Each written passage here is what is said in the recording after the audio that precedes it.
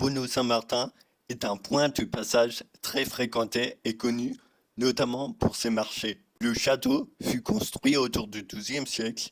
Celui-ci était alors équipé de plusieurs tours, d'un donjon et entouré par des forteresses.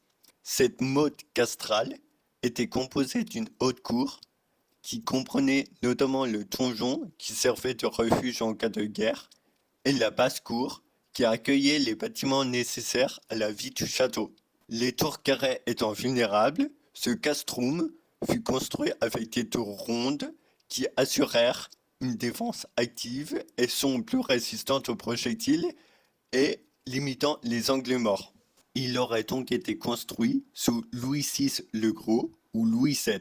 Le Dauphiné n'appartenant plus à la France, Charles II l'ayant perdu, on peut donc imaginer que ce château fut construit pour protéger la ville, mais aussi la route commerciale qui reliait Grenoble à la Savoie. Le château actuel est le résultat de la rénovation d'une maison incluse dans l'ancienne forteresse, à laquelle ont été ajoutées 4 tours par Madame de Galles, la propriétaire du XVIIe siècle, pour lui donner l'apparence d'un château. Le retour aux tours carrées nous apprend que la tendance n'était plus à la guerre. En effet, le Moyen Âge tardif, précédant la Renaissance, voit son style de château se transformer.